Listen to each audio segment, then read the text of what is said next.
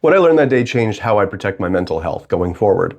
I was 24, I was 1 month away from getting married, sitting in a coffee shop, getting yelled at by my pastor because I had put up a legitimate boundary between him and I. There was a lot of things going on. He was supposed to officiate my wedding at my earlier request, and I had just told him that I couldn't in good conscience have him marry my wife and me. At the time, I didn't realize how narcissistic he was. All I knew was that he was saying and doing things that were actively damaging the reputation of close family members. And because of how close those relationships were to me, I couldn't morally, practically, or spiritually move forward with him in that role.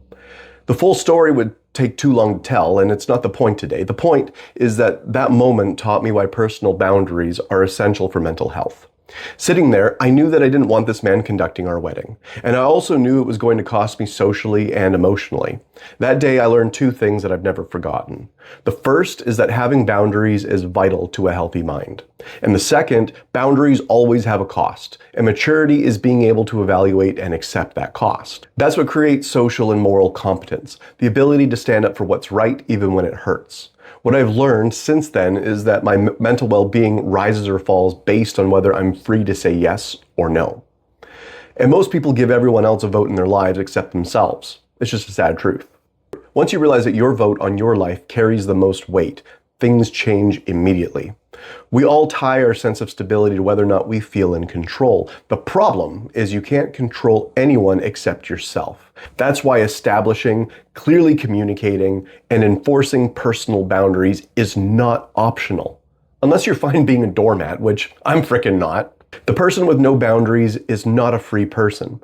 You see this constantly in movies and TV. One of the best recent examples that I saw was in Star Wars Andor Season 2. If you're not a Star Wars fan, all good. This scene could have taken place in literally any setting. There's a scene where an Imperial officer introduces his girlfriend to his overbearing mother. The mother makes constant passive-aggressive digs, and the son just sits there, distressed, frozen, and incapable of pushing back. This is a man who's been emotionally managed his entire life by the one person who should have given him stability.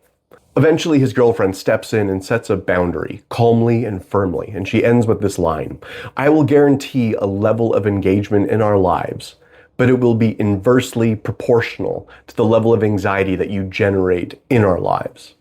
In plain language, the respect that you show determines your access to us. Respect? No problem. No respect? Don't let the door hit you on the way out. Imperial politics from a galaxy far, far away aside, that, for me, was one of the clearest examples of healthy boundaries I've seen on screen. People who don't treat you in good faith don't get the same level of access to your life. They aren't you. They don't live your life. You do. You cannot have good mental health if you don't know how to establish and maintain boundaries.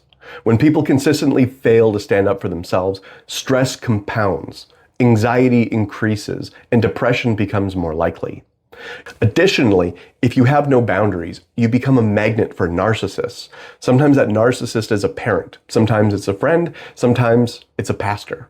I don't use boundaries to control people. That's very important. I use them to protect my family, my energy, and my integrity. The earlier examples I used before were extreme, but boundaries matter just as much in ordinary life. I'm heavily involved in my church, and I still say no to a lot of things. Not because I don't care, but because I care enough to avoid burnout. If I had to summarize my approach, it's this. Clear boundaries allow me to accurately count the cost of every commitment. I have a hierarchy I stick to. Before I say yes, I ask, is this sustainable given my energy limits?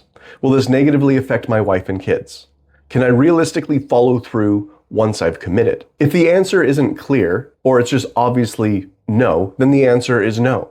This applies everywhere. Don't keep people in your life who drain you. Don't over-volunteer for things if you're already working 60 hours a week with the family. The key point for me is this: you get to decide. You have the final say. Before I get out of here, I want to thank everybody who's helped this channel grow. Every comment, every subscriber since I started in late October means more than you know. All right, you guys, I'm out of here. You take care of yourselves.